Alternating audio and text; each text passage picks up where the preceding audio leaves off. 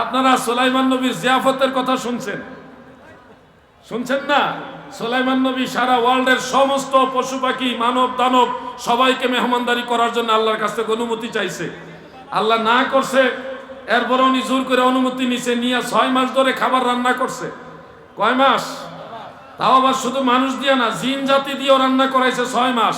6 মাস পরে আল্লাহ তাআলাকে বললেন, আমি এখন খাওয়াইতে চাই। কারে খাওয়াবো? কারে দিয়ে শুরু করব? আল্লাহ বলছে, আমার একটা মাছ আছে, এই মাছটার আগে খাওয়াও, একটা তিমি মাছ। 6 মাসের সব খাবার দিয়ে দিছে মাছের। খাওয়ার পরে কয়, আমার পেট ভরে না, আরো খাবার দেন। এক মাসেই সুলাইমান নবী 6 মাসের খাবার খেয়ে ফেলছে। এরপরে উনি মাফ চাইছে, আল্লাহ আমি ভুল করছি। হাসান বসরি আর রাবিয়া বসরির কাহিনী শুনছেন না? শুনছেন না? আর সে আজিমের পায়ার নিচে লুকাইছে, কালবের ভিতরে লুকাইছে। হ্যাঁ, এরপরে রাবিয়া বসরি বিয়ে বসার জন্য হাসান বসরি হাসান বসরি রহমতুল্লাহ আলাইহি রাবিয়া বসরিকে বিয়ে করতে চাইছে। দুনিয়াতে বিয়ে হয় নাই, আখিরাতে বিয়ে হবে, হাসরের ময়দানে বিয়ে হবে, জান্নাতে বিয়ে হবে। এই কাহিনী শুনছেন না? আমিও জানি হাসান বসরি কাহিনী। মনে রাখবেন, হযরত হাসান বসরি রহমতুল্লাহ একজন তাবেঈ, জলিলুল কদর তাবেঈ। উনি শেরে খুদা মাওলা আলী রাদিয়াল্লাহু আনহুর মুখের থুতু মুবারক পান করছে শিশুকালে। আর হাসান বসরি রহমতুল্লাহ আলাইহির পরে হযরতে রাবিআ বসরি, ওনার মাজার জিয়ারত করে আসছি আমি। ওনার মাজার হলো ফিলিস্তিনে, মসজিদুল আকসার একটু দূরে। ওয়াত্তিনি ওয়াজ-যাইতুন, জাবালে জাইতুন যেটাকে বলা হয়, যে পাহাড়ের কথা সূরা 3-এর মধ্যে আসছে, ওই পাহাড়ের পাশেই হলো হযরতে রাবিআ বসরি। ওনার নাম কিন্তু রাবিআ না। উনি ওনার মা বাবার চতুর্থ কন্যা সন্তান ছিলেন। চতুর্থ কন্যা সন্তান বিদায় ওনাকে রাবিআ বলা হতো। উনার সময়কাল আর হাসান বসরি রহমতুল্লাহর সময়কাল এক সময় না। মানে জীবনে কোনোদিন রাবিআ বসরি হযরতে হাসান বসরি সাক্ষাৎই পায় নাই। আর আমরা ওয়াজ বানাইছি, ওনারা দুইজন তাসাউফ নিয়ে চর্চা করতে করতে আরশে আজিমের খুঁটির নিচে গিয়ে লুকাইছে। আর জীবনে কত সুবহানাল্লাহ কইছি। ইদ্রিস নবী আজরাইলকে বলছে, দোস্ত আমাকে একটু জান্নাত দেখায় নিয়ে আসো। আজরাইল বন্ধুর দাবি রাখার জন্য ওনাকে ডানার মধ্যে তুললেন, পাখার মধ্যে তুলে 7 আসমান পার হয়ে জান্নাতে ঢুকাইলেন। ওয়াদা করছে, বন্ধু তুমি কিন্তু এটুকু সময় পরে চলে এসো। এখন ওয়াদা করে হযরত ইদ্রিস আলাইহিস সালাম জান্নাতে ঢুকছে। জান্নাতে এত সুন্দর জান্নাত থেকে উনি তার বের হয়ে আসতে চায় না। আজরাইলে ডাকতেছে, আসেন বন্ধু, সময় শেষ, আসেন। ইদ্রিস নবীকে এত সুন্দর জান্নাত ফেলে যাব না। এখন উনি যাইতে রাজি না, ওয়াদা করে গেছে, তারপরে আসে না। এরপরে আজরাইল ওখান থেকে ফেরত আসছে, এখনো ইদ্রিস নবী জান্নাতে রয়ে গেছে। আমি যদি একটু সুর লাগাই, মজা লাগাই, এই ওয়াজটাই করতাম, আপনারা বেশিরভাগ মানুষ সুবহানাল্লাহ কইতেন। মাহফিলে আপনারা যারা জড়ো হন, উপস্থিত হন, আপনাদের এই সকলের একটা উদ্দেশ্য থাকে যে দ্বীন, মাযহাব, মিল্লাত, ঈমান, আকীদা, তরিকত, তাসাউফ সম্পর্কে কিছু জানবেন, শিখবেন। এই মাহফিলটা মূলত তাসাউফ কেন্দ্রিক মাহফিল। তাসাউফ এটা এমন একটা সাবজেক্ট, যে সাবজেক্টটা আমাদের মধ্যে যদি চর্চা না থাকে, তাহলে ইসলামের মূল চর্চা আমাদের কাছ থেকে হারিয়ে যাবে। তাসাউফ চর্চাটা এটা কোনো পীর সাহেব বা কোনো দরবারের বানানো চর্চা নয়। আপনারা নিশ্চয় অবগত আছেন, ইমাম আজম আবু হানিফা রহমতুল্লাহ আলাইহি তিনিও তাসাউফপন্থী ছিলেন।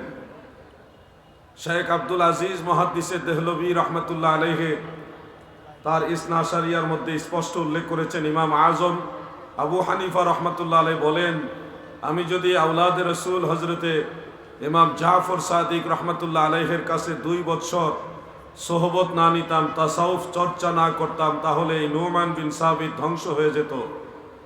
এত বড় ইমাম, যিনি ইমামে আজম, সমস্ত ইমামদের ইমাম, তিনি বলতেছে, আমি আল্লাহর ওলির সোহবতে না গেলে 2 বছর যদি তাসাউফের চর্চা না করতাম, আমি ইমাম আজম আবু হানিফা ধ্বংস হয়ে যেতাম।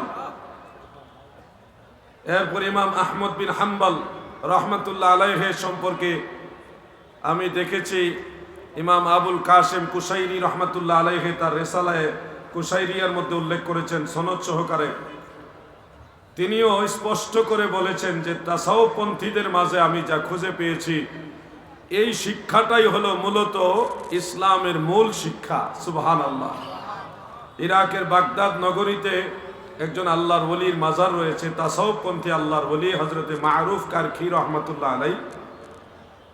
ইমাম আহমদ বিন হাম্বল রহমতুল্লাহ আলাইহি মাঝে মধ্যেই মারুফ কারখি রহমতুল্লাহ আলাইহের কাছে চলে যেতেন এবং তিনি বলতেন যে মারুফ কারখির কাছে ইসলামের মূল চর্চাটা রয়েছে। এই বক্তব্যটা ইমাম আহমদ বিন হাম্বল রহমতুল্লাহ আলাইহের বক্তব্য, যিনি ইমাম বুখারীর উস্তাদ এবং হাদিস শাস্ত্রে উনি 6 থেকে 10 লক্ষ হাদিসের সনদ মুখস্থ জানতেন। উনি শুধু হাফিজুল হাদিস নয়, হাকিম তবকার মুহাদ্দিস। তিনি বলতেছেন যে ইসলামের প্রকৃত শিক্ষাটা হলো তাসাউফপন্থী যারা, তাদের কাছে, মারুফ কারখি রহমতুল্লাহ আলাইহের কাছে। ইমাম মালিক ইবনে আনাস রহমতুল্লাহ আলাই, মালিকি মাযহাবের ইমাম, যিনি মদিনা শরীফে বসবাস করতেন, ওনার বাড়ি মদিনা শরীফে, ওনার মাজার শরীফও হলো জান্নাতুল বাকিতে। তিনি বলেন, মান তাফাক্কাহা ওয়া লাম ইয়াতাসাওয়াফ ফাকাদ তাফাসসাকা, যে ব্যক্তি শরীয়তের ফিকহ শাস্ত্র চর্চা করলো কিন্তু তাসাউফ চর্চা করলো না, সে ফাসিক, সে ফাসিক। ওয়ামান তাসাওয়াফা ওয়া লাম ইয়াতাফাক্কাহ, কিন্তু যে ব্যক্তি তাসাউফ চর্চা করলো শরীয়তের ফিকহ চর্চা করলো না, ফাকাদ তাজান্দাকা, সে জিন্দিক, সে ঈমান থেকে খারেজ হয়ে যাবে। ওয়ামান জামাআ বাইনাহুমা ফাকাদ তাহাক্কাকা, যে ব্যক্তি শরীয়তের ফিকহ শাস্ত্র চর্চা করে এবং তাসাউফ চর্চা করে, ইমাম মালিক রহমতুল্লাহ আলাইহি বলেছেন সে হলো প্রকৃত মুমিন বান্দা। ইমাম মোল্লা আলী কারি রহমতুল্লাহ আলাইহি মিশকাতের সরা মেরকাতে এটা উল্লেখ করেছেন। অতএব আমরা দেখছি ইমাম মালিক রহমতুল্লাহ আলাইহি তিনিও কিন্তু তাসাউফপন্থী ছিলেন। ইমাম আবু আবদুল্লাহ মুহাম্মদ ইবনে ইদ্রিস আশ-শাফিঈ, ইমাম শাফিঈ রহমতুল্লাহ আলাইহি সম্পর্কে আমরা দেখেছি তিনি তাসাউফপন্থীদের কাছে গিয়ে বসতেন। ইমাম আবুল কাসেম কুশাইরি রহমতুল্লাহ আলাইহি তার রিসালার মধ্যে সনদ সহকারী কথাগুলি উল্লেখ করেছেন।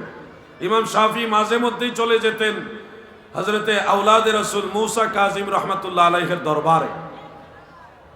ইমাম আবু হানিফা রহমতুল্লাহ আলাইহির মাজারও তিনি যেতেন। এই দুইটা মাজার হলো দজলা নদীর এই পার আর ওই পার। নদীর এই পারে হলো ইমাম আবু হানিফা রহমতুল্লাহ আলাইহির মাজার, আর ওই পারে হলো আওলাদে রাসূল হযরতে মুসা কাজিম রহমতুল্লাহ আলাইহির দরবার। ফতোয়ায়ে শামির মধ্যে উল্লেখ এবং তারিখে বাগদাদের মধ্যে উল্লেখ, ইমাম আবু হানিফা রহমতুল্লাহ আলাইহির মাজারে ইমাম শাফিঈ যখনই কোনো সমস্যার সম্মুখীন হতেন তখনই ওখানে আসতেন। তিনি বলেন, সাল্লাইতু রাকাআতানে ওয়া সাআলতুল্লাহ ইনদা কবরিহি, আমি ওনার মাজারের পাশে দাঁড়িয়ে 2 রাকাত নামাজ আদায় করতাম আল্লাহর ওয়াস্তে।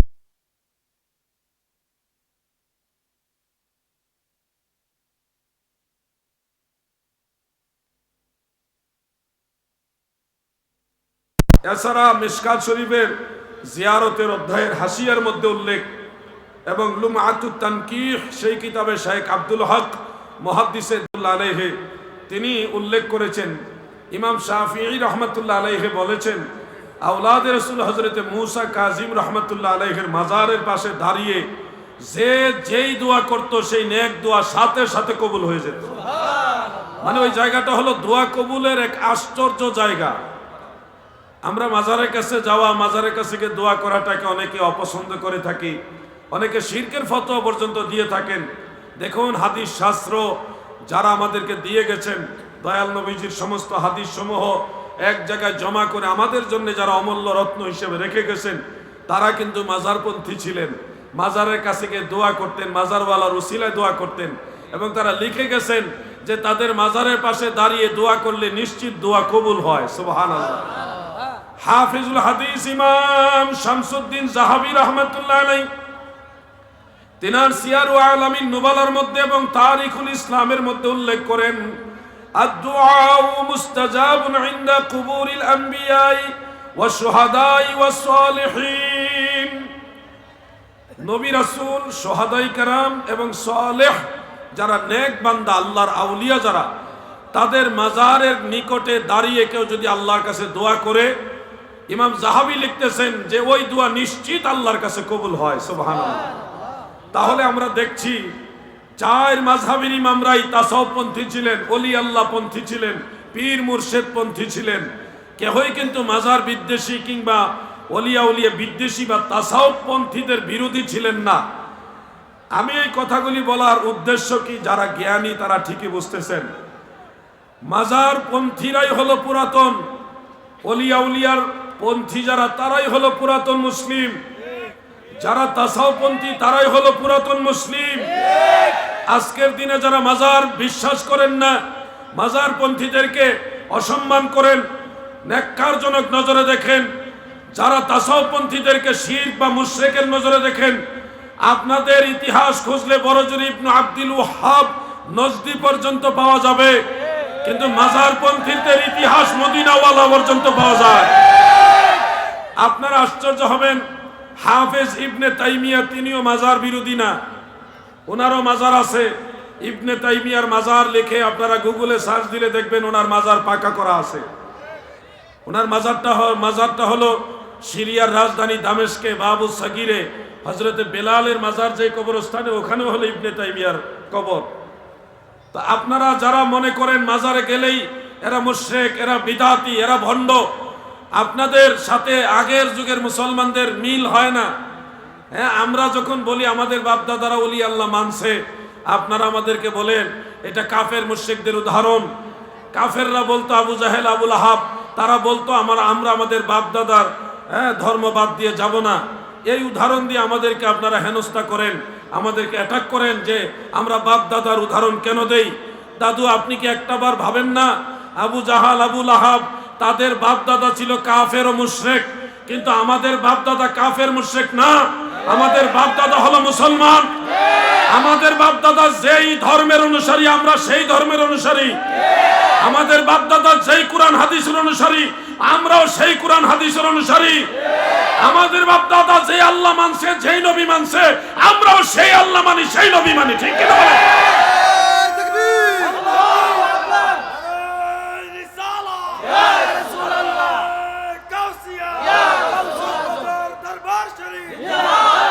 এজন্য আপনাদেরকে বুঝতে হবে, বাপ দাদার উপমা কাফের মুশরিকরা দিয়েছিল, তাদের উপমা গ্রহণযোগ্য নয়।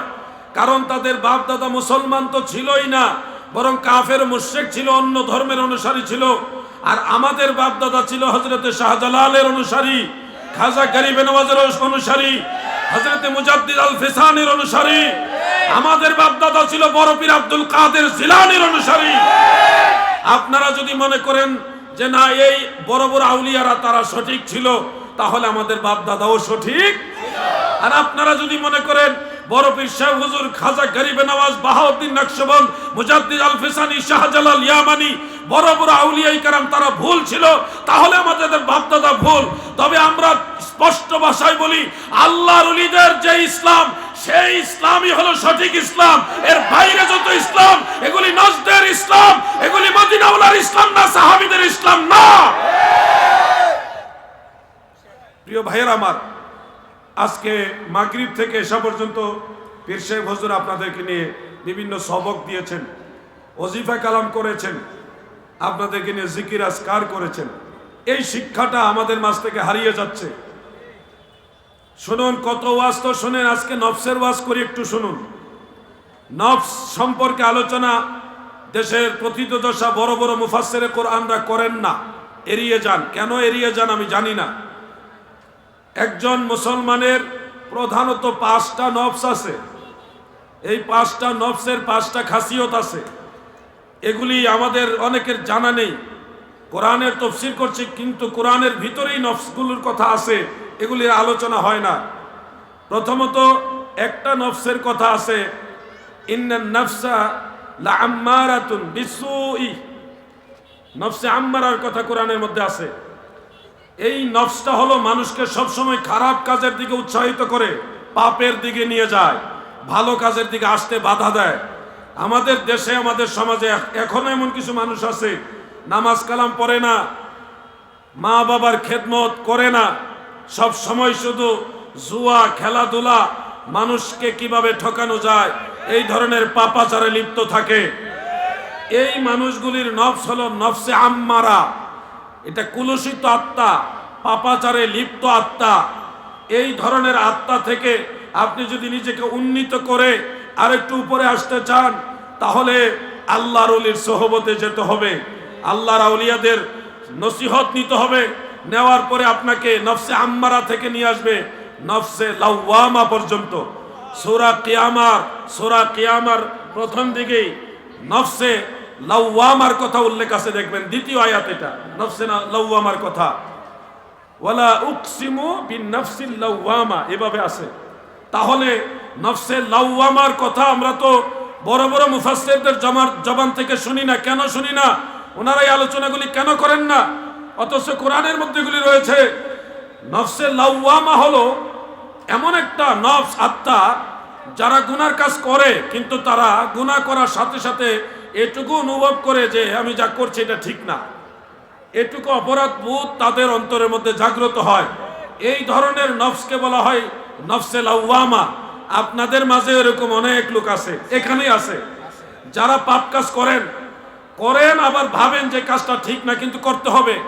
দুনিয়ার স্বার্থে, নিজের স্বার্থে আপনারা এই পাপ কাজগুলি করে ফেলছেন, কিন্তু আপনারা যে খারাপ কাজ করছেন এটা যে গুনার কাজ এটা আবার বুঝেনও। এই ধরনের মানুষের নফসের স্তর হলো নফসে লাওয়ামা, ওই স্তরের মধ্যে আছে। ও দাদু, এই নফসে লাওয়ামার স্তর থেকে যদি আরো একটু উন্নত স্তরে আপনারা যেতে চান, আত্মাকে সংশোধন করতে চান, তাহলে কামেল পীর ও মুর্শিদের সোহবতে বসতে হবে, তেনাদের নসিহত নিতে হবে, তেনাদের পরামর্শ নিয়ে আপনাদেরকে আত্মা রাজ্যে বিরাজ করতে হবে। তখন আপনাকে নফসে লাওয়ামা এর স্তর থেকে নিয়ে যাওয়া হবে নফসে মুলহেমার স্তরে। নফসে মুলহেমার কথা কোরআনে আছে, ফাআলহামাহা ফুজুরাহা ওয়া তাকওয়াহা, আছে না নাই ভাই আমার? কোরআন শরীফের মধ্যে এই নফসে মুলহেমার কথা আছে। ওয়া নাফসিন ওমা সাওয়াহা ফাআলহামাহা ফুজুরাহা ওয়া তাকওয়াহা। এরপরই হলো কাদ আফলাহা মান তাযাক্কা, এই আয়াতটা। এখানে নফসে মুলহেমার কথা আছে। নফসে মুলহেমার মূল অভ্যাসটা হলো সে গুনার কাজ করে, পাশাপাশি এই কাজ থেকে নিজেকে ফিরিয়ে রাখারও চেষ্টা করে, কিন্তু পারে না শয়তানের চক্রান্তের কারণে। আপনাদের মাঝে এরকম অনেক লোক আছে, সকালবেলায় ভাবছেন আজকে মিথ্যা কথা বলবো না, কিন্তু দেখা গেছে বিকালবেলায় বা দুপুরবেলা একজনের সাথে মিথ্যা কথা বলে ফেলছেন। আত্মার প্ররোচনায়, মানে নফসের প্ররোচনায়, শয়তানের প্ররোচনায় আপনি নিয়ত করেছেন আজকে আমি গুনার কাজ করব না, কিন্তু দেখা গেছে দুনিয়ার স্বার্থে গুনার কাজ করে ফেলেছেন।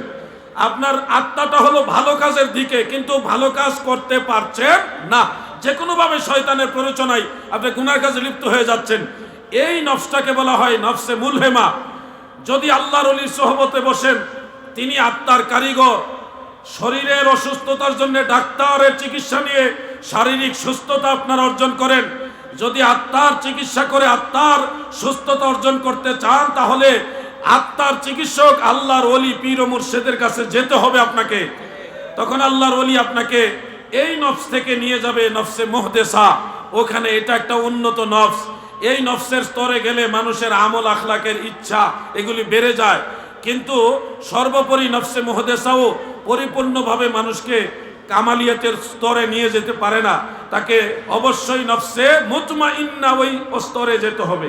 এটাও কোরআন শরীফের মধ্যে আছে, ইয়া আইয়াতুহান নাফসুল মুতমাইন্নাহ ইরজিই ইলা রাব্বিকি রাদিয়াতাম মারদিয়াহ। পবিত্র আত্মার অধিকারীরা গো,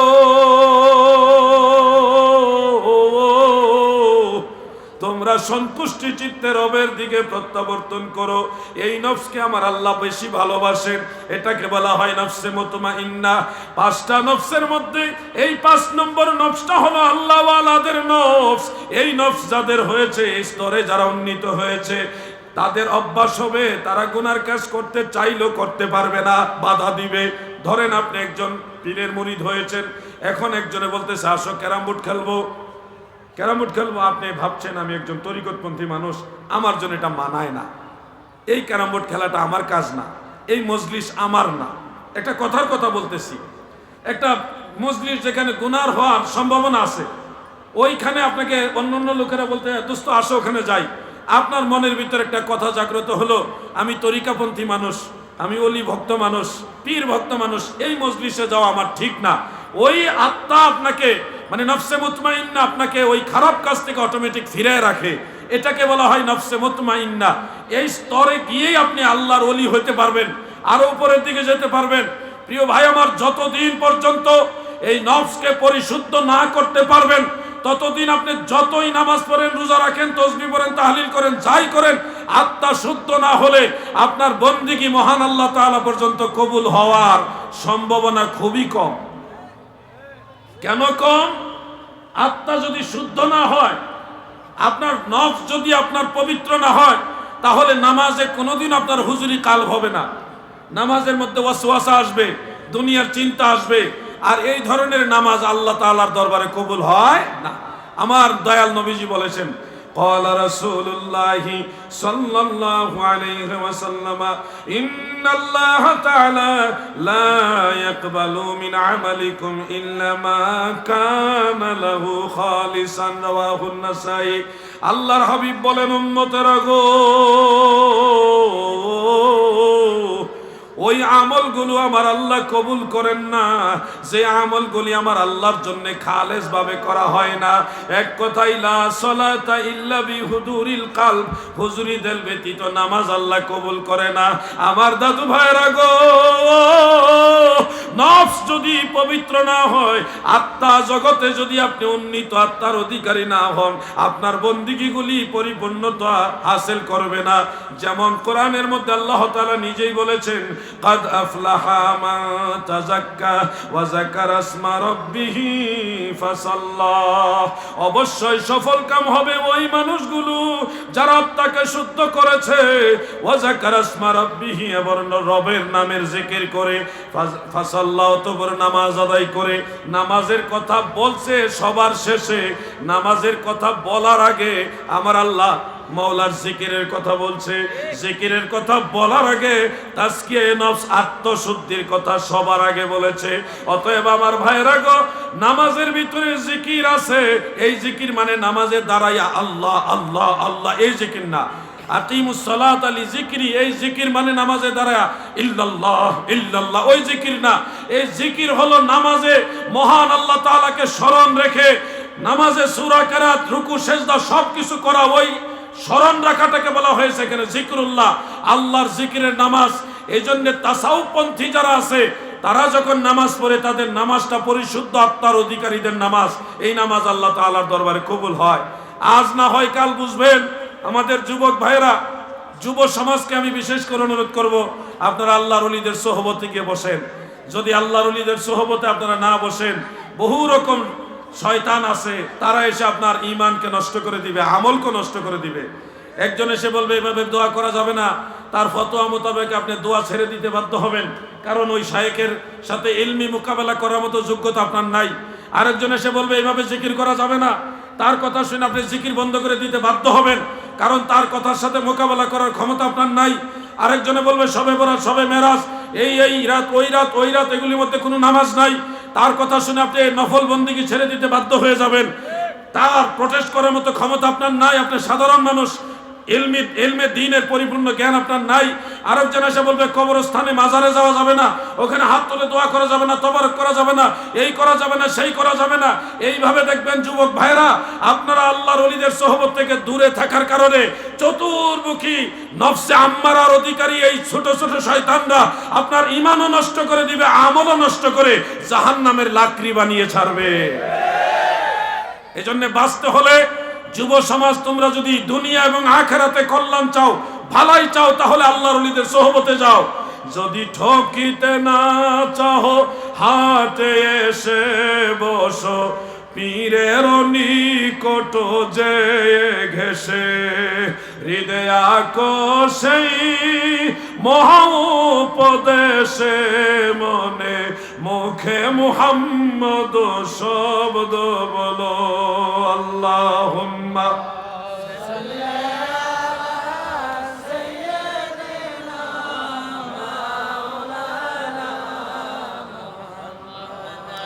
ওয়ালা আলি সাইয়্যিদিনা। আমি আপনাদেরকে তথ্য নির্ভর কিছু কথা বলার চেষ্টা করব। আশা করি আপনারা মনোযোগ দিয়ে শুনতেছেন এবং শুনবেন। মনোযোগ দিয়ে শুনছেন, আমি দেখতেছি শুনতেছেন। এই ধরনের ওয়াজ খুব কম হয়। অনেকে দাঁড়িয়ে দাঁড়িয়ে শুনছেন, ওনারা খুব মনোযোগ দিয়ে শুনতেছেন, আমি লক্ষ্য করছি।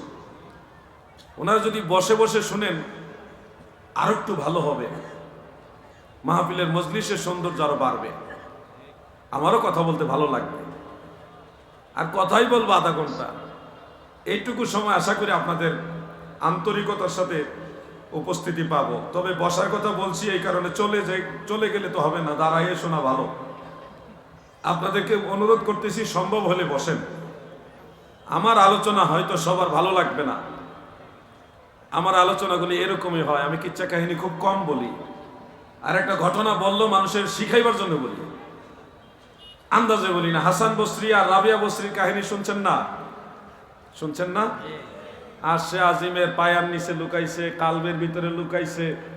হ্যাঁ, এরপরে রাবিয়া বসরি বিয়ে বসার জন্য হাসান বসরি বা হাসান বসরি রহমতুল্লাহ আলাইহি রাবিয়া বসরিকে বিয়ে করতে চাইছে। দুনিয়াতে বিয়ে হয় নাই, আখিরাতে বিয়ে হবে, হাসরের ময়দানে বিয়ে হবে, জান্নাতে বিয়ে হবে। এই কাহিনী শুনছেন না? আপনারা জীবনে কত সুবহানাল্লাহ বলছেন না? টোটাল মিথ্যা কথা, এটা একবারে টাটকা মিথ্যা ওয়াজি বলি। আরেকজন বলতেছে হযরতে হাসান বসরি ওয়াইস আল কারনি রহমতুল্লাহ আলাইহি নবীর মহব্বতে 32টা দাঁত ভাঙ্গা 32টা কুফরি করছে। নাউজুবিল্লাহ। চিন্তা করছেন? এই ধরনের বক্তাদের ওয়াজ আপনারা আবার শুনেনও বেশি, আপনাদের ভালোও লাগে বেশি। আমিও জানি হাসান বসরি কাহিনী।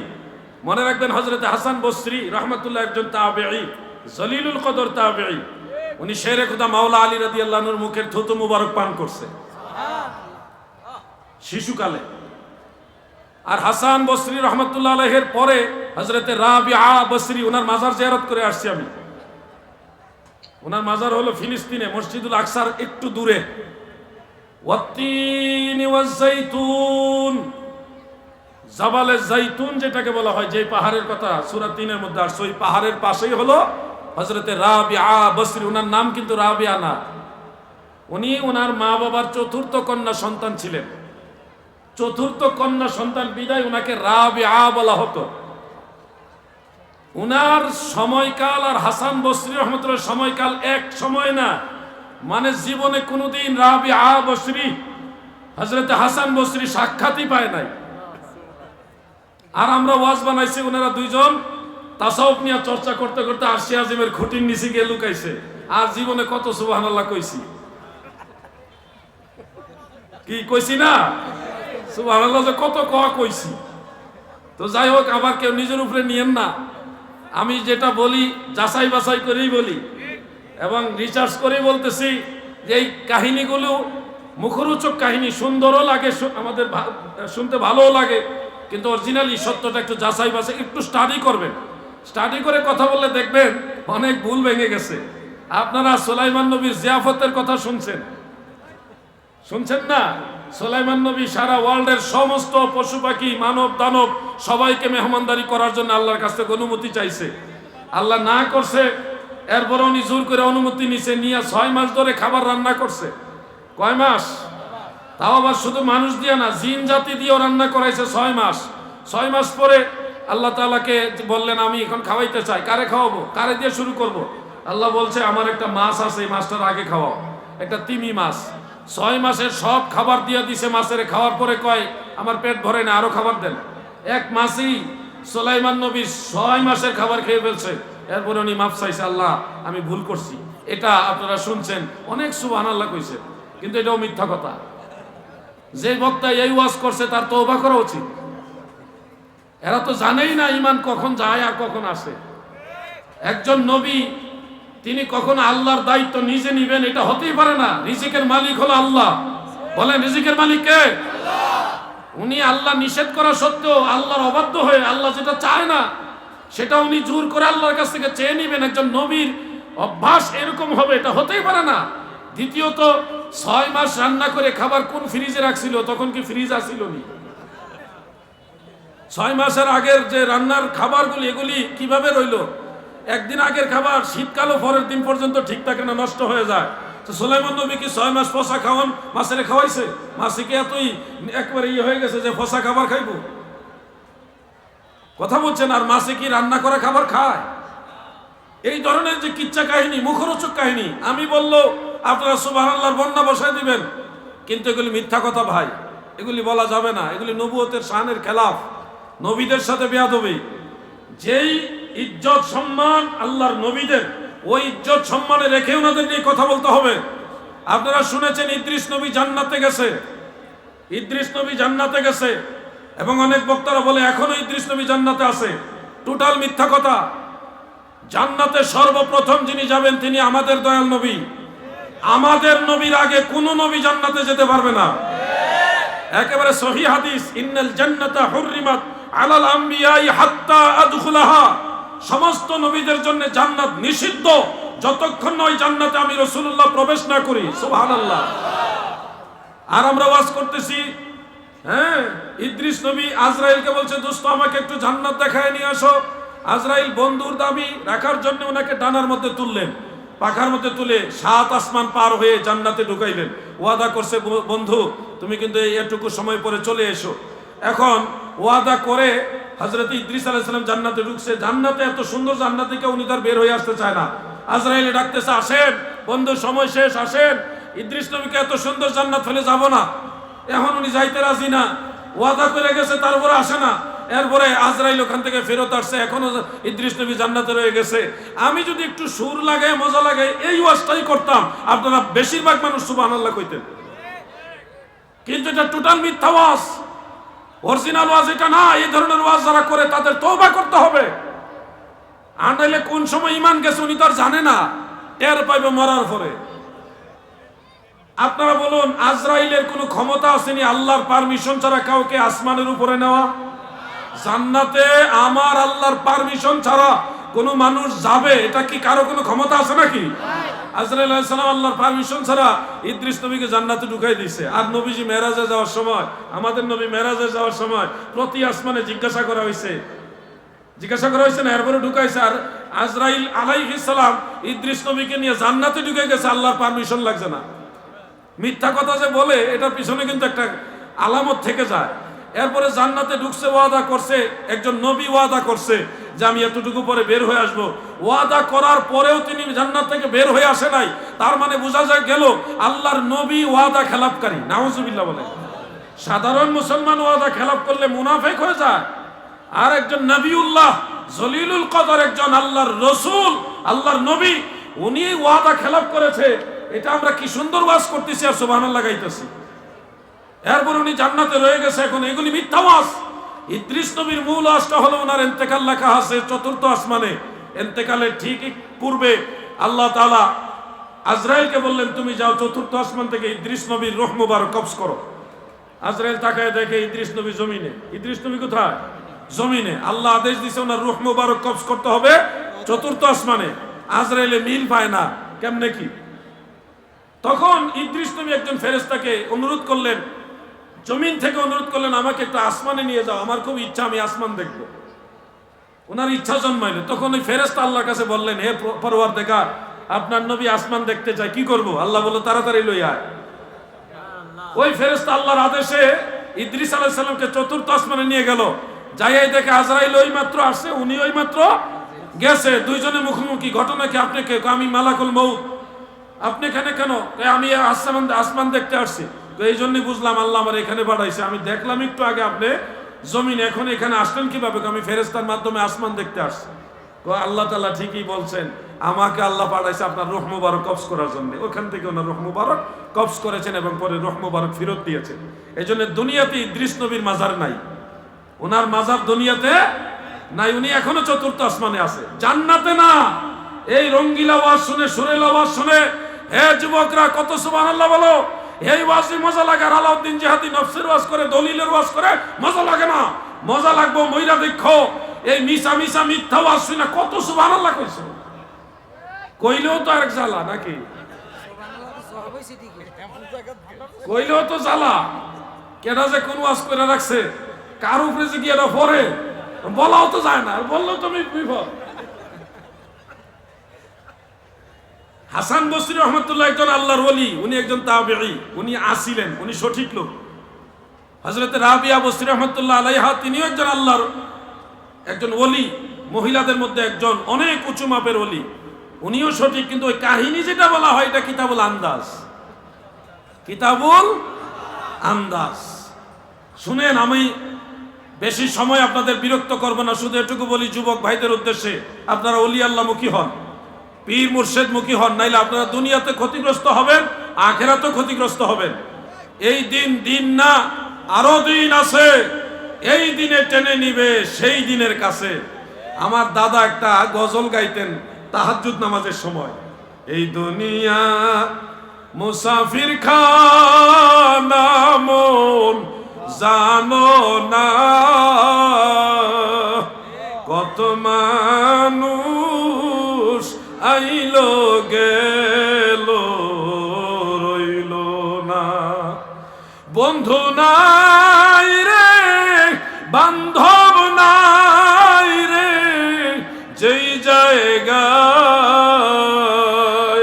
ওই জায়গার বান্ধব নবী মুস্তাফা, আল্লাহুম্মা সাল্লি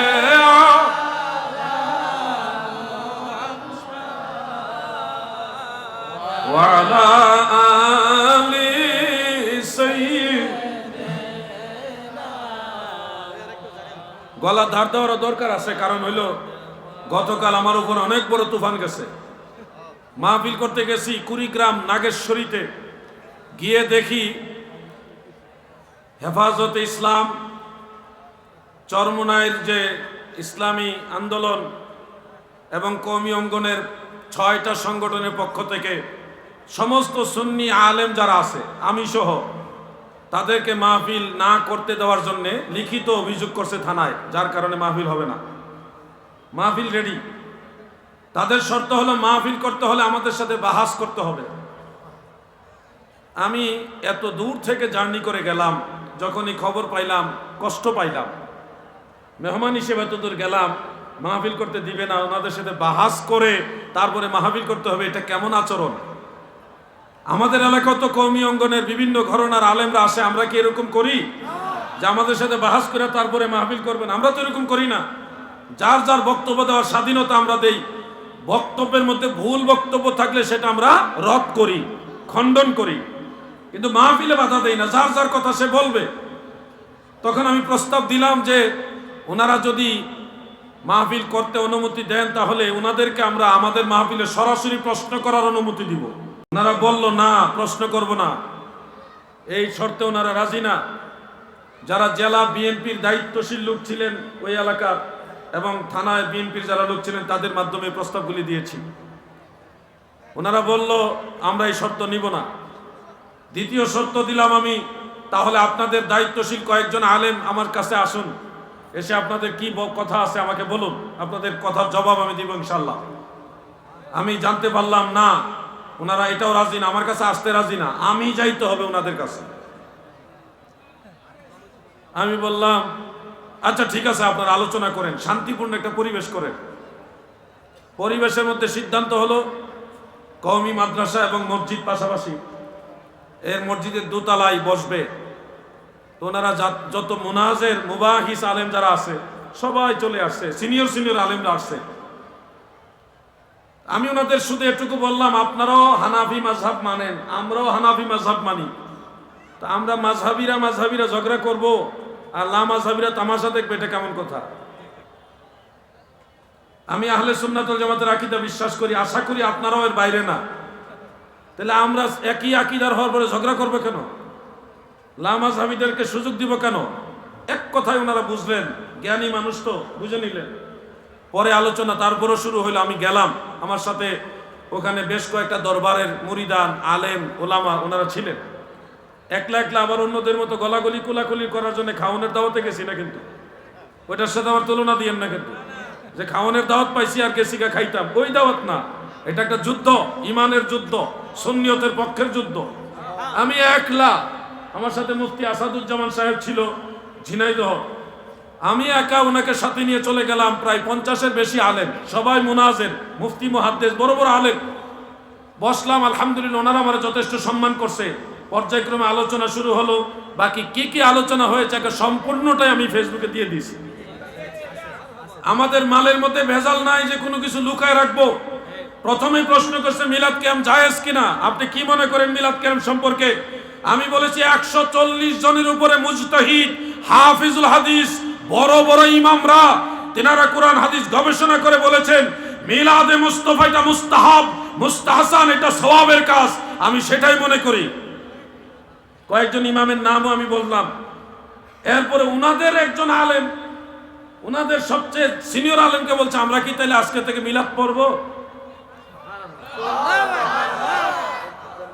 এমনকি ওনাকে ওই বড় আলেম যিনি আছেন আল্লামা মুফতি আব্দুল হান্নান কাসিমি সাহেব, খুব ভদ্রলোক, খুব ভালো মানুষ উনি।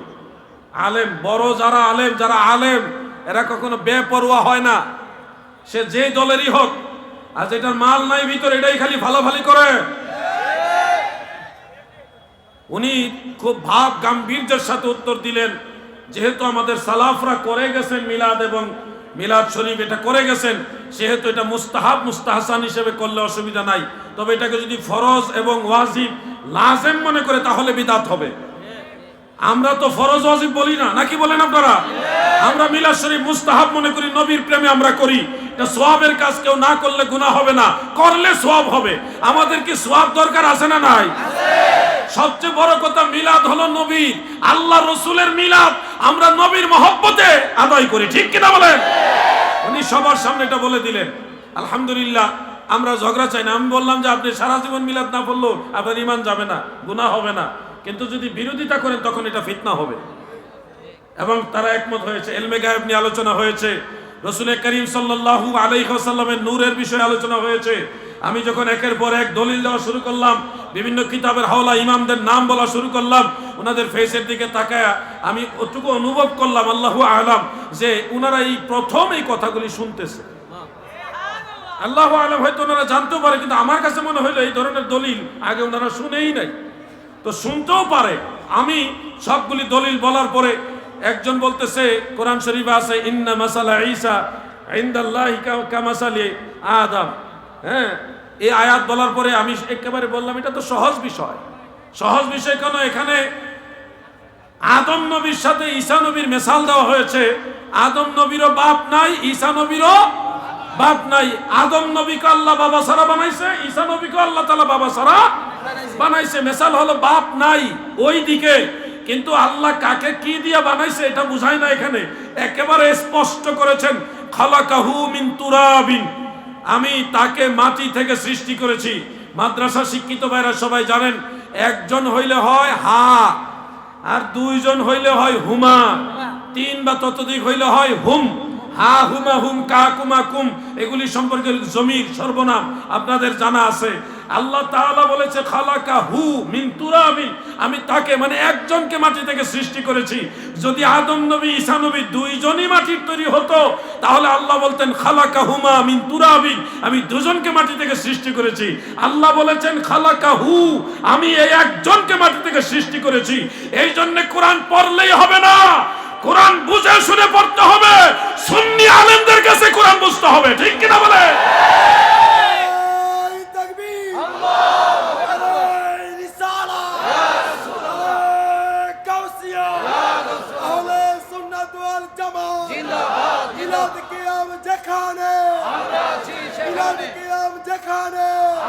আমি কুড়িগ্রামের আলেমদেরকে ধন্যবাদ জানাই।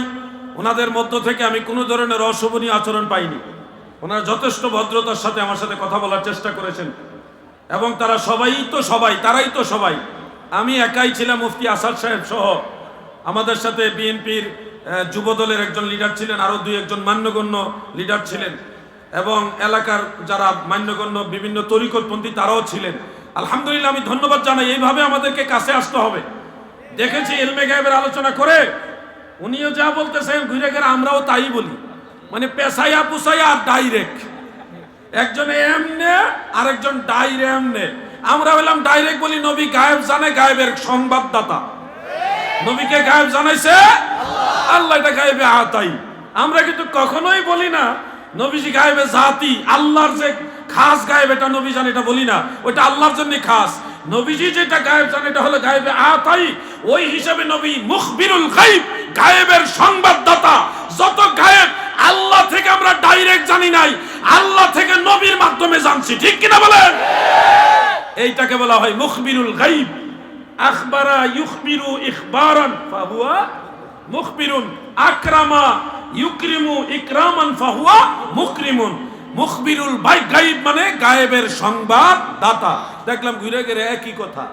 আমি সময়ের সংকলন হবে না বিদায় মাগরিবের সময় হয়ে গেছিল, এই জন্য হাজির নাজির বিষয়টার আলোচনা করার সুযোগ হয় নাই। আপনাদেরকে বলবো, ও যুবক ভাইরা, মুরব্বী বাবারা, সর্বস্তরের ভাই বাবারা, আপনাদেরকে বলছি, সুন্নি জামাত এটা আমাদের কোনো দরবারের বানানো দল না, এটা কোনো পীর মাশায়েখের ব্যক্তিগত দলও না, এটা কোনো ব্যক্তি বা কোনো এলাকার দল না। সারা ওয়ার্ল্ডে নবীজির জামানা থেকে কিয়ামত পর্যন্ত ইমাম মাহদী আলাইহিস সালাম পর্যন্ত সব হকপন্থীরা হবে আহলে সুন্নাত ওয়াল জামাত। এর বাইরে যা আছে সব ভেজাল। নামাজ দেখলে দৌড় মাইরো না ভাই, যে হারা নামাজ পড়ে এই জন্য ঠিক, নামাজ সবাই পড়ে, সুন্নিরাও পড়ে, বাতিলরাও পড়ে। ও ভাই আমার, নামাজ দেখলে দৌড় মাইরো না, অলৌকিক ঘটনা দেখলে দৌড় মাইরো না। কিয়ামতের পূর্বে এই জমিনের মধ্যে একজন ব্যক্তি আসবে, তার নাম হলো দাজ্জাল। তার নাম কি?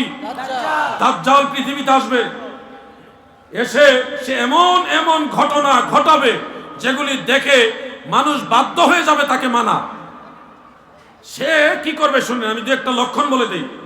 এসেই যার রোগ কোনোদিন ভালো হয় না, শরীর পচা রোগ হয়ে গেছে, এমন রোগ হয়েছে কোনো ডাক্তারের চিকিৎসায় রোগ ভালো হয় না, দাজ্জাল এসে ওই রোগীর গায়ে হাত মাসেহ করলে, হাত লাগাইলেই তার রোগ এক মুহূর্তের মধ্যে ভালো হয়ে যাবে। মানুষ এই দৃশ্য দেখে আশ্চর্য হয়ে যাবে, ওরে বাবা, ওই লোক কিন্তু পাওয়ারফুল লোক, হাত লাগাইলে রোগ ভালো হয়ে যায়। আপনারাও কিন্তু পাগল পারা হয়ে যাবেন। এই মারাত্মক পাওয়ারের লোক, হাত লাগাইলে রোগ ভালো হয়ে যায়, যেই রোগ কোনো ডাক্তারের চিকিৎসা ভালো হয় না, দাজ্জাল সেটা করবে। মানুষকে আসক্ত করার জন্য আরো অনেক অলৌকিক ঘটনা দেখাবে।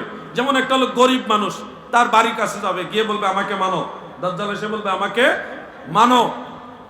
সে বলবে না, আমি মানবো না। বলবে তোমার কি দরকার, আমি সেটা করে দিব, তুমি শুধু আমাকে মানো।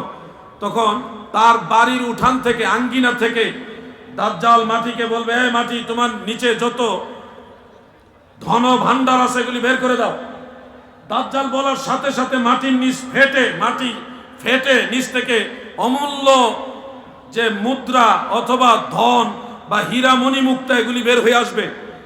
এতগুলি হীরা মণি মুক্তা, স্বর্ণ অলংকার, মুদ্রা এগুলি দিয়া বলবে, নাও, তোমার যত অভাব আছে পূর্ণ করো, তারপরে তুমি আমাকে মানো। কিছু মানুষ অভাবের তাড়নায়, অভাব পূরণের তাড়নায় এই সম্পদ নিয়ে দাজ্জালের অনুসারী হবে।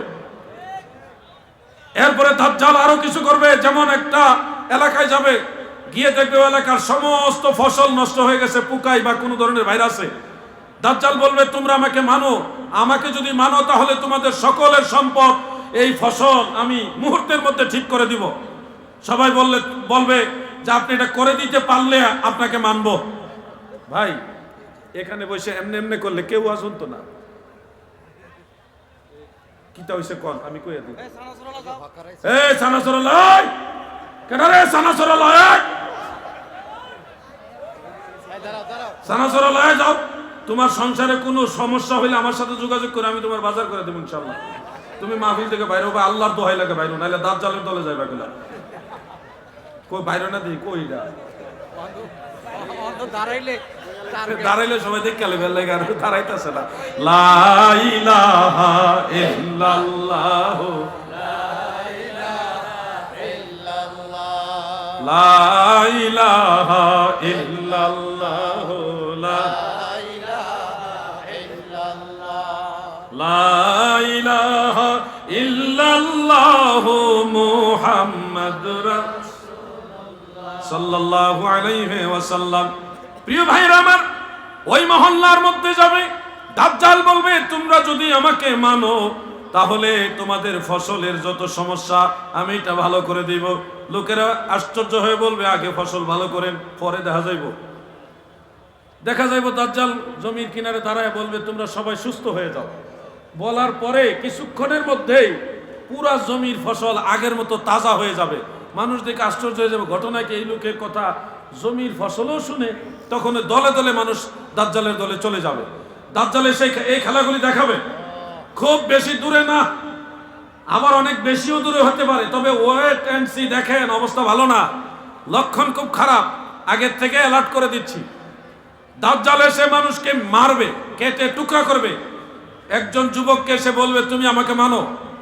সে যুবক বলবে তুমি কে? সে বলবে আমি মাসিহ। সে বলবে আমি মাসিহ। দাজ্জাল বলবে না, সে বলবে আমি মাসিহ, আমাকে মানো। যুবক বলবে না তুমি দাজ্জাল, তুমি দাজ্জাল, আমি তোমাকে মানবো না, তোমার কথা আল্লাহ রসুল বলে গেছে। এই কথা বলার পরে দাজ্জাল রাগান্বিত হয়ে তাকে হত্যা করবে এবং হত্যা করে বলবে, মানুষদেরকে বলবে আমি তাকে হত্যা করে জোড়া লাগাবো, জীবিত করব, যদি করি তাহলে আপনারা আমাকে বিশ্বাস করবেন কিনা। অন্য মানুষরা বলবে আগে করেন। যুবককে তখন কাটবে, টুকরা করবে, করে আবার দাজ্জালকে আল্লাহ পাওয়ার দিয়ে দিবে, সে মরা মানুষটাকে আবার জীবিত করবে। করার পরে অন্যান্য মানুষেরা যারা ঈমান রাখতে পারবে না তারা বলবে হায় দাজ্জালের তো বিশাল পাওয়ার, অনেকেই দাজ্জালের দলে চলে যাবে। কিন্তু ওই যুবক বলবে, জীবিত হওয়ার পরে বলবে আমি এখন নিশ্চিত হলাম আপনি দাজ্জাল। কারণ আল্লাহ রসুল সাল্লাল্লাহু আলাইহি ওয়াসাল্লাম বলে গেছেন এই ঘটনা ঘটবে। কিন্তু আমি যে সেই যুবক এটা তো আমি জানতাম না, আমি শিওর হইলাম আপনি দাজ্জাল, আপনাকে মানা যাবে না। এরপরে দাজ্জাল ওনাকে আবার হত্যা করতে চাইবে, কিন্তু আর হত্যা করতে পারবে না। এটা সহিহ মুসলিমে আছে। প্রিয় ভাইরা, দাজ্জাল এসে এমন কিছু ঘটনা ঘটাবে, আকাশে মেঘ নাই, একটা এলাকা যাবে, গিয়ে দেখবে খরা, বৃষ্টি হয় না, যার কারণে ফসল হয় না, মানুষের অভাব অনটন লেগে থাকবে। দাজ্জাল ওই এলাকায় গিয়ে বলবে তোমরা আমাকে মানো, যদি মানো তাহলে আমি বৃষ্টি নামিয়ে দিব। লোকেরা বলবে বৃষ্টি আবার কিভাবে নামবে, এতদিন বৃষ্টি হয় না, আপনি আবার বৃষ্টি নামাবেন কিভাবে? তো দাজ্জাল বলবে আমি নামায় দিতে পারলেই তো তোমরা আমাকে মানবে। সবাই বলবে আচ্ছা আগে নামান দেখি। তখন দাজ্জাল আসমানের দিকে ইশারা করবে, এই যুবকরা শোনো, বৃষ্টি আকাশে মেঘ লেশ মাত্র থাকবে না, এক ফুটও মেঘ থাকবে না। কিন্তু দাজ্জাল আসমানের দিকে ইশারা করে যখন মেঘমালাকে ডাকবে তোমরা আসো, এসে জমিনে বর্ষণ হও, দাজ্জালের হাতের ইশারার সাথে সাথে মেঘ জমবে এবং মুহূর্তের মধ্যে বৃষ্টি নামবে এবং জমিনের মধ্যে ফসল হবে। এই দৃশ্য দেখে লক্ষ লক্ষ মানুষ দাজ্জালের দলে চলে যাবে। আপনারাও কিন্তু যদি শুধু এটুকু খবর পান যে দাজ্জালে পানি ভরা দিলে ভালো হয়ে যায়, তাহলে কিন্তু আপনারা দলে দলে দাজ্জালের দলে যাওয়ার লোকও এরকম আছেন। এই জন্য অলৌকিক ঘটনা দেখে দৌড়াবেন না, দেখবেন ওনার মধ্যে নবীর শরীয়ত আছে কিনা, আহকামের শরীয়ত আছে কিনা, নবীর সুন্নত আছে কিনা, নবীর তরিকা আছে কিনা, নবীর সে আদর্শ আছে কিনা। এরপরে কারামত। অলৌকিক ঘটনা পরে, আগে হলো নবীর তরিকা, নবীর সুন্নত। এটা যদি না থাকে, শুধু কারামত আছে, বুঝবেন এখানে কোনো ঝামেলা। যুবক ভাইয়ের আমার, এখন যে প্রেক্ষাপট চলছে, আমার ভয় হচ্ছে শাহ নেয়ামতুল্লাহ কাশ্মীরি রহমাতুল্লাহ আলাইহির ভবিষ্যৎবাণী অনুযায়ী অচিরেই গাজওয়াতুল হিন্দের যুদ্ধ শুরু হয়ে যাবে। সেটার প্রস্তুতি মনে হয় আমাদের নিতে হবে। সময় খুব ভালো বোঝা যাচ্ছে না। এই বাংলার জমিনে একের পর এক বহু মানুষ তারা রক্তাক্ত হয়ে যাবে, মারা যাবে। মানুষ লাশের পরে লাশ পড়ে থাকবে, জানাজা পড়ার লোক থাকবে না। এমন একটা সময় মনে হয় শুরুই হয়ে গেছে। লাশের পরে লাশ পড়ে থাকবে, জানাজা পড়ার লোক থাকবে না গো। ভাই ভাইকে মেরে ফেলবে।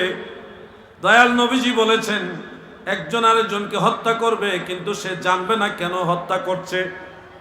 যাকে হত্যা করা হচ্ছে সেও জানবে না আমাকে কেন হত্যা করা হচ্ছে। এই পরিবেশ পরিস্থিতি আমরা এখন বাংলাদেশে দেখতেছি, বহির্বিশ্বে আছে।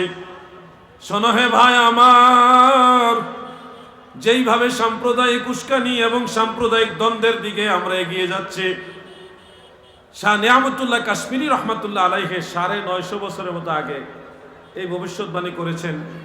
এই ভূখণ্ডটা আমাদের মাতৃভূমি, এই বাংলাদেশ মুসলিম অধ্যুষিত এই এরিয়াটা ভারতের আন্ডারে পুরোপুরি চলে যাবে এবং সেই সময় বিশাল বড় রক্তক্ষয়ী সংঘর্ষ হবে, বহু মানুষের ক্ষয়ক্ষতি হবে, প্রচুর ক্ষয়ক্ষতি হবে। এরপরে আপনি ভাবতেছেন ক্ষমতায় যাবেন, এই করবেন সেই করবেন, যদি ওইটা হয়ে যায় তাহলে আমও যাইব, সালাও যাইব, ক্ষমতাও যাইব, দেশও যাইব, সবই যাইব। এই দখল হওয়া ভূখণ্ড উদ্ধার করবে কারা জানেন? বাঙালিরা না, বাংলাদেশের মুসলমান না, কোন যুবক না, কোন কলেজ না, কোন মেধাবী না। এই ভূখণ্ড পুনরায় উদ্ধার করবে আফগানিস্তানের মুসলমানরা আর পাকিস্তানের একটা অংশ। তারা এসে পুনরায় আবার এই মুসলিম এই অধ্যুষিত এলাকাটা মুসলমানদের আন্ডারে নিবে। ভাইরে, আমরা যে কোন দিকে যাচ্ছে আল্লাহু আলাম, আমরা জানি না, অনেক কিছু টের পাচ্ছি না, বুঝতে পারছি না। আমার কাছে মনে হইতেছে খুব তাড়াতাড়ি ইমাম মাহদী আলাইহিস সালামের দেখা আমরা পেয়ে যাব। এবং বাস্তবতার নিরিখে আমি যা বুঝতেছি 2028 সালের মধ্যেই হয়তো আপনারা ইমাম মাহদী আলাইহিস সালামের দেখা পেয়ে যাবেন। যদি এর মধ্যে উনার আবির্ভাব না হয় তাহলে আরো 100 বছর বা আরো বেশি সময় দেরি হবে। যদি এমন হয়ে যায় তাহলে কিন্তু এই 28 সালের আগেই হয়ে যাবে অনেক কিছু। আর যদি এইটুকু সময় না হয়, আল্লাহর কাছে দোয়া করেন আল্লাহ যেন আরো রহমত বরকত দান করেন। যদি এই সময় না হয় তাহলে আগামী কমপক্ষে 100 বছর পরে হবে, ইসরায়েলের পতন হয়ে যাবে। এই কয়েক বছরের মধ্যে ইসরায়েলের পতন হবে এবং ইসরায়েলরা পতন হওয়ার পরে আবার তারা জাগ্রত হয়ে উঠবে, তাদেরকে পুরোপুরি দমন করবে ঈসা আলাইহিস সালাম। ঈসা নবী আসবে, এসে তাদেরকে পুরোপুরি দমন করবে। যুবক ভাইদেরকে বলছি, শোনো ভাই, এই কথাগুলি যখন প্রিয় নবীজি বলেছেন তখন সাহাবাই কারাম আল্লাহ রসুলকে প্রশ্ন করেছেন, ইয়া রাসূলুল্লাহ, যখন ভাই ভাইকে হত্যা করবে, প্রতিবেশী প্রতিবেশীর কাছে নিরাপদ থাকবে না, যারা মারছে তারা জানবে না কেন মারছে, এবং যারা মারা যাচ্ছে তারাও জানবে না আমাকে কেন মারছে, সবাই মারতেছে এই জন্য আমরা মারছি, এরকম অবস্থা হবে। কেউ কারো কাছে নিরাপদ হবে না, এমনকি সন্তান মা বাবার কাছে নিরাপদ থাকবে না, মা বাবা সন্তানের কাছে নিরাপদ থাকবে না। কিছু ঘটনা আপনারা দেখছেন। এই কথাগুলি যখন দয়াল নবীজি বললেন, সাহাবাই কারাম প্রশ্ন করলেন, ইয়া রাসূলুল্লাহ, তখন আমাদের করণীয় কি হবে, আমরা কি করব? আমি কি সেই কথাটা শোনাবো আপনাদের? সবাই মনোযোগ দিয়ে শুনবেন, আমি প্রশ্ন করছি, আমি কি শোনাবো? আল্লাহর হাবিব রাহমাতুল্লিল আলামিন বলেছেন, তখন তোমরা জবানকে লাগাম দিবা এবং নিজেকে ঘরের মধ্যে আবদ্ধ রাখবা। বুঝতে পারছেন? আন্দোলন করতে হবে বেশি বেশি, তাই তো? এই ফিতনা যখন ব্যাপকভাবে বের হবে তখন আল্লাহ রসুল বলছে তোমরা ঘরের মধ্যে আবদ্ধ থাকবে, জবান বন্ধ রাখবে। আর যদি এর বাইরে চলেন আপনাদের স্বাধীনতা আছে। কিয়ামতের আগে আমাদের দায়িত্ব, এই যা এই ভরা মজলিসে আপনাদেরকে এই কথাটা বলে দিলাম, এটাই হলো আমাদের দায়িত্ব। এখন মানলেও আলহামদুলিল্লাহ, না মানলেও আলহামদুলিল্লাহ। আপনাদের আখেরাত আপনাদের জন্য, আমার আখেরাত আমার জন্য। যদি বুঝে শুনে চলেন দুনিয়া আখেরাতে কল্যাণ পাবেন। আর যদি নিজেরা বেশি বুঝেন, আপনারা ওইভাবে বুঝতে বুঝতে যান, নুওয়াল্লিহি মা তাওয়াল্লা ওয়া নুসলিহি জাহান্নামা ওয়া সাআত মাসীরা। আপনি যেভাবে চাইবেন আল্লাহ তাআলা আপনাকে ওইভাবেই চালাবে। তবে আমি একটা কথা বলতে চাই, যে ভারতে মুসলমানদের মসজিদ এমনিতেও একটা দখল হয়েছে, সেখানে মন্দির বানিয়েছে, বাবরি মসজিদ। এখন আবার আরেকটা মসজিদ নিয়ে গন্ডগোল শুরু হয়ে গেছে। সেখানে আমাদের মুসলিম কয়েকজন ভাইকে শহীদ করা হয়েছে। এই দৃশ্যগুলি দেখে অন্তরে রক্তক্ষরণ হয়। মসজিদের জন্য আজকে আমাদের মুসলিম ভাইরা জীবন দিতেছে। সব ধর্মেরই যার যার ধর্ম পালনের স্বাধীনতা আছে, এটা গণপ্রজাতান্ত্রিক প্রত্যেকটা দেশেই আছে। কিন্তু আমাদের মুসলমানদের মসজিদগুলিকে টার্গেট করে করে মুসলমানদের ধর্মীয় যে অধিকার, এটার উপর আঘাত করা হচ্ছে। এগুলি সাম্প্রদায়িক উস্কানির একটা অন্যতম কারণ। আমি প্রথমেই ভারতের সেই মসজিদ দখলের নীতিকে তীব্র নিন্দা জানাচ্ছি। তারা তাদের মন্দির নির্মাণ করবে, তাদের ধর্ম তারা পালন করবে, এটা অবশ্যই তাদের অধিকার। কিন্তু আমরা মুসলমানরা আমাদের মসজিদে আল্লাহকে সেজদা দিব। কথা ঠিক কিনা বলেন? এই যে দুরাচার সারা পৃথিবীতে চলছে, এইভাবে চলতে থাকলে সকল ধর্মের মানুষরাই অশান্তিতে থাকবে। কোন ধর্মের মানুষ আর শান্তি পাবে না। মানে সাম্প্রদায়িক উস্কানি, সাম্প্রদায়িক দাঙ্গা লাগিয়ে মানুষে মানুষে দ্বন্দ্ব লাগবে, তখন সর্বস্তরের মধ্যে হিংসা বিদ্বেষ ছড়িয়ে যাবে, মানুষে মানুষে হানাহানি হবে, এটা আমরা চাই না। আমরা সর্বধর্মের মানুষ মিলেমিশে সাম্প্রদায়িক সম্প্রীতির সাথে একসাথে বসবাস করতে চাই, চাই কিনা বলেন? এই জন্য আমাদের আহলে সুন্নাত ওয়াল জামাতের পক্ষ থেকে আপনাদের প্রতি আহ্বান রইল, আপনারা সবাই মিলেমিশে থাকবেন। পীর মাশায়েখদের নির্দেশনার বাইরে লাভ মেরে অন্য কিছু করতে যাবেন না। সময়টা ভালো না দাদু, আমার টাইম 9টা পর্যন্ত ছিল, আমি সেই 9টা পর্যন্ত আলোচনা করলাম। আপনাদের সবার কাছে দোয়া চাইলাম, সবাই আমার জন্য দোয়া করবেন, আমিও আপনাদের সবার জন্য দোয়া করব। যদি হায়াতে বেঁচে থেকে আবার দেখা হবে ইনশাআল্লাহ, আর যদি মারা যায় হাসরের ময়দানে দয়াল নবীজির কদম মুবারকের কিনারে দেখা হবে ইনশাআল্লাহ। হুজুর আসছেন? আসতেছে, কয়েক মিনিট তাহলে বাড়াই, থাকবেন নি কয়েক মিনিট না? আমার পরে মাওলানা কুদরতি সাহেব আসতেছেন।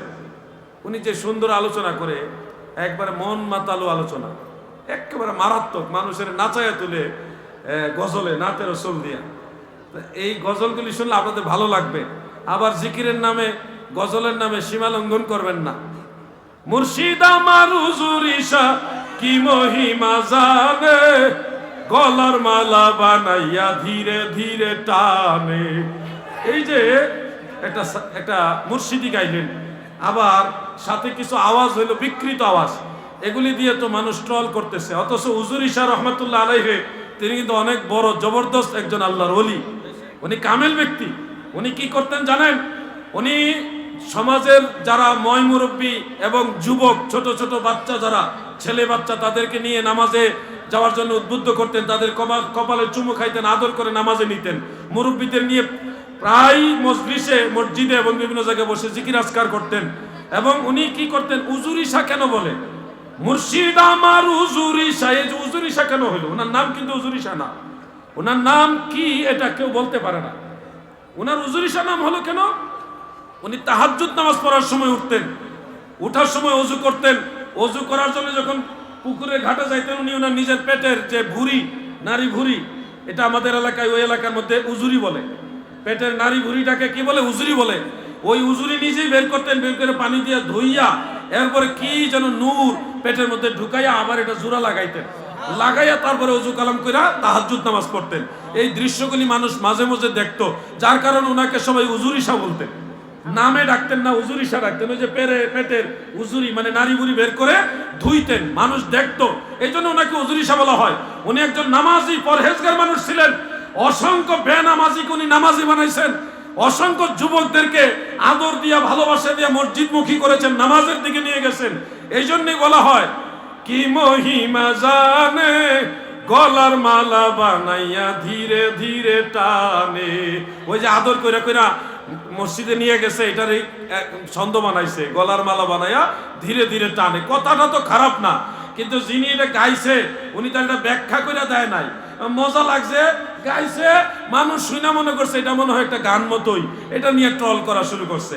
তবে জিকিরের মধ্যে কিছু আওয়াজ হয়, বিকৃত আওয়াজ, এগুলি থেকে আপনারা ফিরে আসুন। দাদু, আপনার কারণে সুন্নিয়তের বদনাম হোক, এটা আমরা কেউ চাই না।